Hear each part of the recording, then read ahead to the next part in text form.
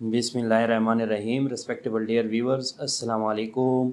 आज एक unique topic के साथ हाजिर है और आज का टॉपिक पीबी शेले की सबसे मास्टरपीस और सबसे मशहूर poem ode to west wind है।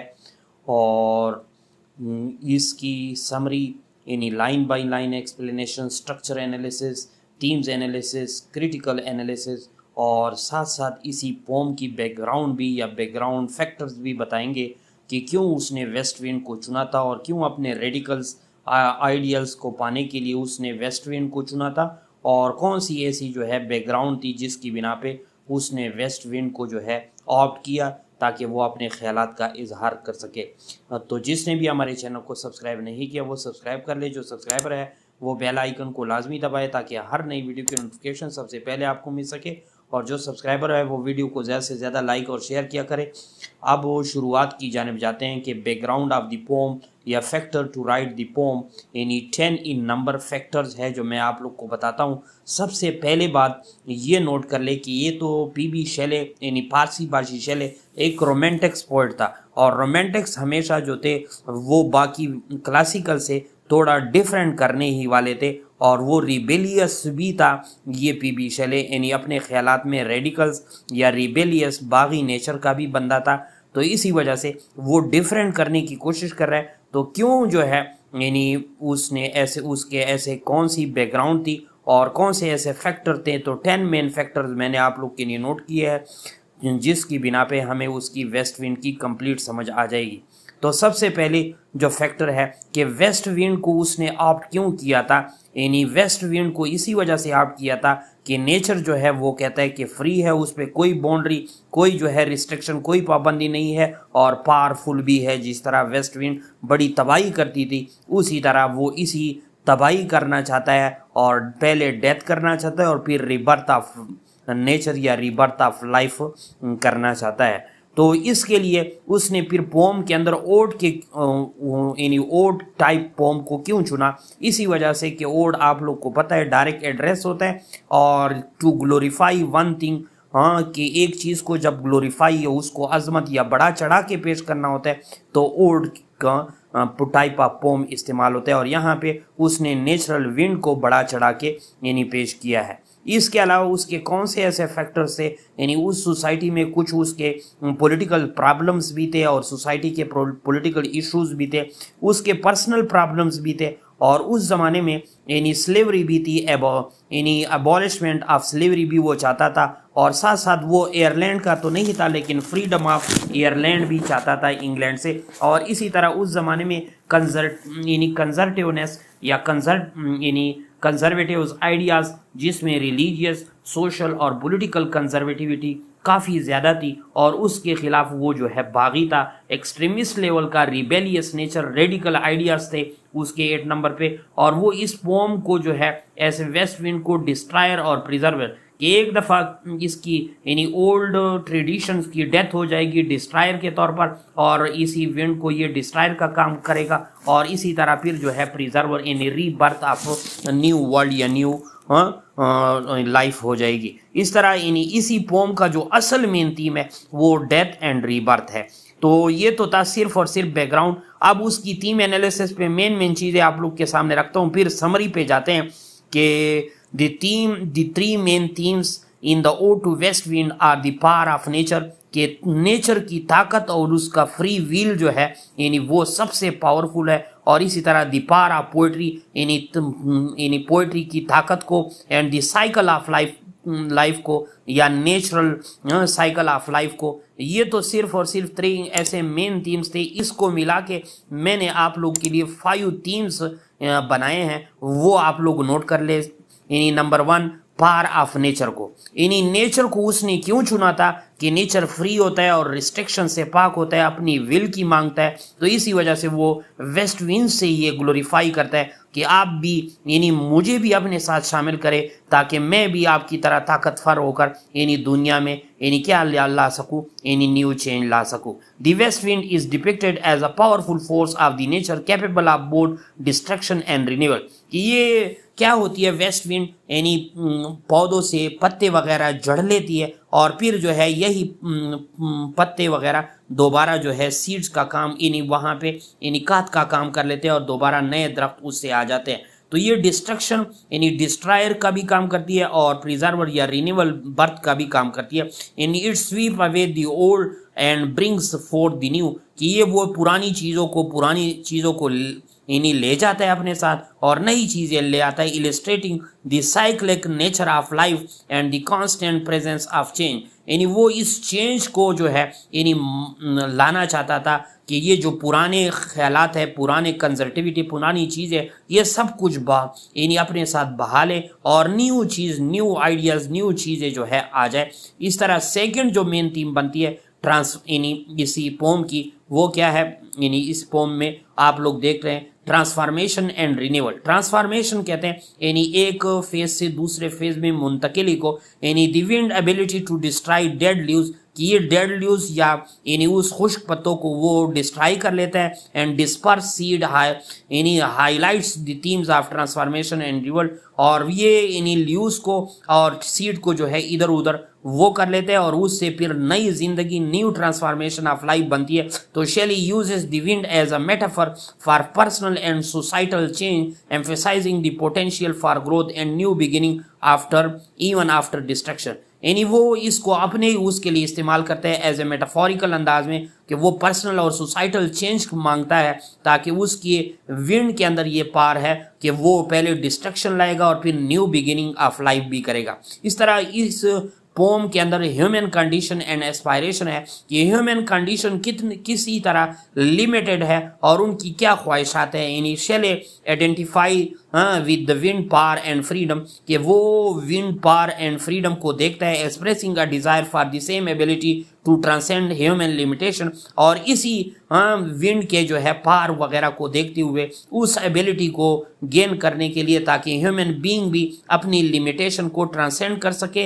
ही earns for the inspiration and strength, वो इसी इंस्पायरेशन और स्ट्रेंथ के लिए कोशिश करता है, wishing to be a part of the natural cycle of transformation, ताकि उस ट्रांसफॉर्मेशन या उस नेचुरल साइकिल ऑफ ट्रांसफॉर्मेशन का हिस्सा बन सकूं। कि ह्यूमन बीइंग हमेशा लिमिटेड कंडीशन में होता है, लिमिटेड, और उनकी ख्वाहिश होती है कि वो इस एबिलिटी को गेन करे ताकि वो इस लिमिटेशन को ख़त्म कर सके। इस तरह फोर जो मेन थीम है इंटरकनेक्टेड या इंटरकनेक्शन ऑफ द एलिमेंट, ये पोम जो है एक्सप्लोर करता है द इंटरकनेक्शन या interconnectedness of the various elements of nature, land, sky and sea, all influenced by the wind.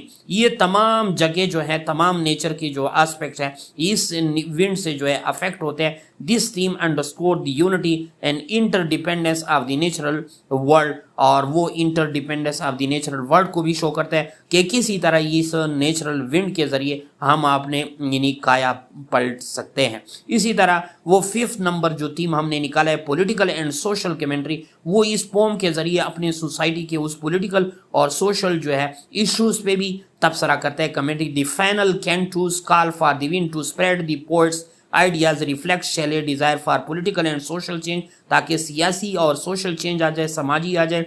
The wind becomes as a symbol for the spread of revolutionary thought, ताकि वो अपने इनकलाबी ख्यालात को spread कर सके। And the potential for societal transformation, और society और यानी सोसाइटी में सोसाइटल ट्रांसफॉर्मेशन और पॉलिटिकल ट्रांसफॉर्मेशन जो है मुमकिन बन सके उसके इस ख्यालात की वजह से। ये तो था यानी आप लोग के सामने मैंने उसका थीम्स एनालिसिस रख दिया। आप समरी देख लें लाइन बाय लाइन। ये समरी का ये जो पोम है ode to west wind by Percy Bysshe Shelley, ये 5 पार्ट्स या 5 कैंटूज पे मुश्तमिल है that celebrate the power of powerful and transformative force of the west wind. जो वेस्ट विंड की ट्रांसफॉर्मेटिव फोर्स, मुंतकिली वाली फोर्स को, यानी हालत तब्दीली वाली फोर्स को जो है और ताकत रखने वाली फोर्स पे मुश्तमिल है। Each section of the poem called a कैंटू, यानी हर सेक्शन ऑफ द पोएम को, जिसको आप लोग स्टेंजा भी कहते हैं, उसको कैंटू या चैप्टर भी कहते हैं या सेक्शन भी कहते हैं। यानी वो क्या है, explore different aspect of the wind influence on the natural world and the poem's own life. यानी ये हर स्टेंजा जो है यानी अलग-अलग यानी ये 5 यानी उस स्टेंजास पे मुश्तमिल है और इसको कैंटूज कहते हैं या चैप्टर या सेक्शन भी कहते हैं। तो ये जो है हर एक जो है अलग-अलग यानी एक आइडिया पे मुश्तमिल है। इस तरह फर्स्ट कैंटू जो है इसी पोम का, Shelley describe the wind as a wild spirit, यानी उसको एक वाइल्ड स्पिरिट यानी अनकंट्रोलेबल यानी स्पिरिट वो कह लेता है, जिसकी कोई बाउंड्री नहीं है, जिस पे कोई लिमिटेशन नहीं है, जिसके ऊपर कोई सैंक्शन या रिस्ट्रिक्शन नहीं है। That drives away the dead leaves and spread the seed symbolizing both destruction and rebirth. यानी इसी फर्स्ट कैंटू में वो क्या कर लेता है, उसको वाइल्ड स्पिरिट उस वेस्ट विंड को करा लेता है कि आप यानी पुरानी चीज़ों को ले जाते हो और नए सीड और उससे नए सीड्स के जरिए अपनी जो है क्या कर लेते हो, न्यू रीबर्थ ले आते हो, यानी डिस्ट्रक्शन कर लेते हो और फिर रीबर्थ का सबब भी बनते हो। तो तुम डिस्ट्रॉयर भी हो और प्रिजर्वर भी हो। द सेकंड कैंटू जो है focuses on the wind influence over the sky in stirring up violent storm and cloud। यानी सेकंड स्टेंजा में वो क्या कर लेता है कि यही विंड स्काई के ऊपर यानी बादलों को और उसके स्टॉर्म्स को जो है यानी स्टीर अप करती है, इंस्टिगेट करती है, मुतहर्रिक करती है, तब जाके जो है नेचर के अंदर नेचर के अंदर कोई मूवमेंट शो हो जाती है। थर्ड जो कैंटू है वो शिफ्ट टू द सी है, वो सी के सी के बारे में कहता है, जहाँ पे ये मैसिव वेव्स और ये ओशियन में जो डेप्थ या स्टीर या मूवमेंट होती है ओशियंस के अंदर, ये किसकी वजह से, ये भी इस वेस्ट विंड की वजह से होते हैं। फोर कैंटूज में वो कहता है, एड्रेस करता है इस विंड को डायरेक्टली, आस्किंग हिम या asking it to lift him as it does the leaves, यानी उसे यही कहता है कि मुझे भी उसी तरह ले जाओ जिस तरह तुम लीव्स को ले जाते हो रीबर्थ ले आती हो, क्लाउड्स को लेते हो बारिश ले आती हो, वेव्स को ले जाते हो तो न्यू लाइफ ले आती हो। तो Shelley expresses a deep longing for the wind power to invigorate and inspire him. The final canto present the winds as a symbol of personal and political rejuvenation. Shelley pleads for the wind to spread his ideas and words across the world, hoping they will ignite change and renewal, much like the wind scatter seed to foster new growth। यानी वो इसी wind के जरिए at the end वो ये कहना चाहता है कि जिस तरह आप सीड को और डेड लीव्स को ले जाती हो और न्यू बर्थ ले आती हो, इसी तरह मेरे ख्यालात को भी पूरी दुनिया में भर दो, फिर दुनिया में स्कैटर्ड कर दो और उस डेड लीव्स की तरह, उन क्लाउड्स की तरह और उस चीज़ों की तरह, ताकि मेरी आवाज़ भी, मेरी रिबेलियस नेचर, मेरी रेडिकल आइडियाज़ भी लोगों तक पहुंच सके। ये तो थी समरी जो लाइन बाय लाइन हमने आप लोग के सामने रखी। अब उसकी जो है आप लोग के सामने नेक्स्ट चीज़ रखेंगे structure analysis of the poem. यानी स्ट्रक्चर एनालिसिस अगर आप लोग देखें ये 5 कैंटूज पे मुश्तमिल है और हर एक कैंटू या हर चैप्टर के अंदर 14 लाइंस है। यानी हर कैंटू बजाते खुद एक सानेट की शक्ल इख्तियार कर लेता है और एक कैंटू जो है सानेट की शक्ल इख्तियार, ये 14 लाइंस पे मुश्तमिल है। और द पोम जो है utilizes a modified terza rima rhyme scheme. ये अलहदा एक टर्म है, modified terza rima rhyme scheme, यानी ABA BCB CDC DED और EE, ये उसकी राइमिंग स्कीम है। और ये जो मैंने टर्म ठर्जा रीमा राइमिंग स्कीम यानी 3 लाइंस पे मुश्तमिल राइमिंग स्कीम है और 3 लाइंस को ठर्जा राइम रीमा राइम स्कीम कहते हैं। और इसमें O2 वेस्ट विंड में, यानी ये जो वेस्ट विंड है ये किस चीज़ की सैंपल है, यानी ये क्या है, ये सिंबल ऑफ स्पिरिट है और ये शो करती है किस चीज़ को, the spirit of breaking the old world, कि उस पुरानी दुनिया को तोड़ दे, and the pursuit of new order, और नई ऑर्डर ले आए, नई पॉलिटिकल नई सोशल सेटअप ले आए। The west wind is not only the wind in nature but also embodies the revolutionary storm which represent the irresistible force of the spirit. और इसी वजह से वो बार बार उसे कहता है। और इसके स्ट्रक्चर एनालिसिस में सिंबोलिज्म भी है, ये यूज ऑफ सिंबल जो काफ़ी जो है हिडन मीनिंग रखती है। इसमें सीड्स भी ऐसे सिंबल इस्तेमाल हुए हैं, इसमें फोक्स भी एज ए सिंबल इस्तेमाल हुए, इसमें लेयर या म्यूजिकल इंस्ट्रूमेंट भी एज ए सिंबल इस्तेमाल हुई, इसमें थॉर्न्स ऑफ लाइफ को जो है एज ए सिंबल इस्तेमाल किया गया है। तो ये तो था स्ट्रक्चर एनालिसिस। अब उसकी क्रिटिकल एनालिसिस आप लोग के सामने रखते हैं। यानी O2 waste wind is considered one of the finest works of P.B. Shelley, showcasing his mastery of the old form and his profound engagement with the nature and the human spirit. The human the poem structure जो है 5 cantos of ठर्सा Reema पे मुश्तमिल है और उसके अंदर dynamic force of the wind जो है itself मौजूद है। इसके अलावा इसके अंदर विविड इमेजरी भी है, पर्सनिफिकेशन भी है और विंड भी है, यानी पर्सनिफिकेशन के साथ मेटाफर भी है। और इसके अलावा ये पर्सनिफिकेशन में brings the west wind to life है, making it character in is own right, यानी इस वेस्ट विंड को वो करेक्टर के तौर पर पेश करता है। और इसकी जो लैंग्वेज है इसी पोम की बड़ी रिच, एवोकेटिव है और पावरफुल वर्ड्स है इसके अंदर, और मेटाफर्स है, एनर्जी है, इन्फ्लुएंस है। इसके अलावा इसके अंदर काफ़ी सारी और भी political and social ideas of PB Shelley हैं, जिसकी वो जो है इन रिवॉल्यूशन एंड प्रोग्रेस चाहता है।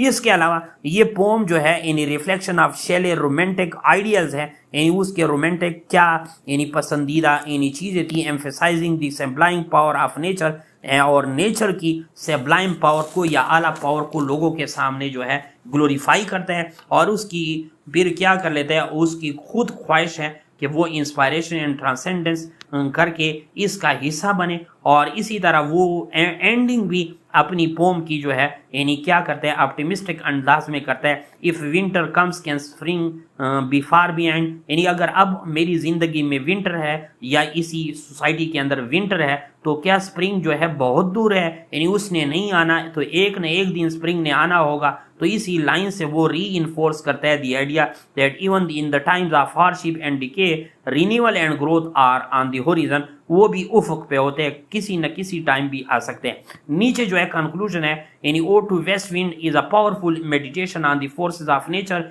And their impact on the human spirit. Shelley masterful use of language and form combined with his passionate exploration of themes such as transformation, renewal, and the interconnectedness of lives makes this poem a timeless and significant work in the romantic literary canon. यानी बहुत ही important poem है। नीचे जो है professor Saeed Ishfaq Ahmad साहब writing English learning के पर आप लोग हमारे चैनल को सब्सक्राइब भी कर सकते हैं और हमारे